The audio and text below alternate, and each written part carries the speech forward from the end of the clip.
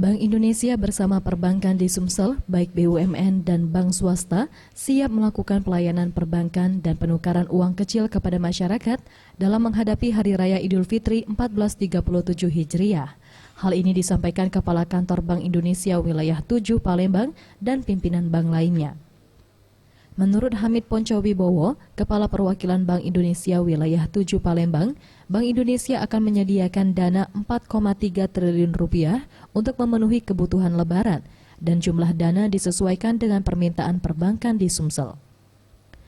BI bersama 47 outlet perbankan akan siap melayani masyarakat. Hal ini untuk mempermudah masyarakat sehingga tidak perlu melakukan penukaran uang di luar perbankan.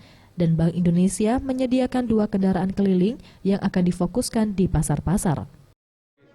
Tadi kita habis ketemu sama-sama ya, jadi untuk kebutuhan lebaran ini Bank Indonesia menyediakan kebutuhan masyarakat untuk penukar ya, maupun kegiatan yang lain itu sekitar 4,3 triliun.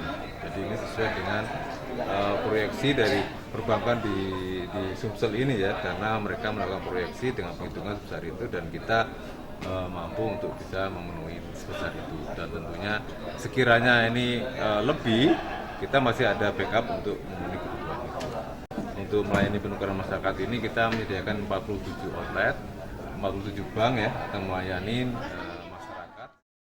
Bank Indonesia juga menghimbau kepada masyarakat untuk selalu mengecek keaslian uang dengan cara 3D, dilihat, diraba, diterawang. Sebab hingga Mei 2016, Bank Indonesia berhasil menemukan 1.400 lembar uang palsu yang dominan berada di wilayah pelosok. Mega Dwi Handayani, Faisal Ariantara, Sriwijaya TV.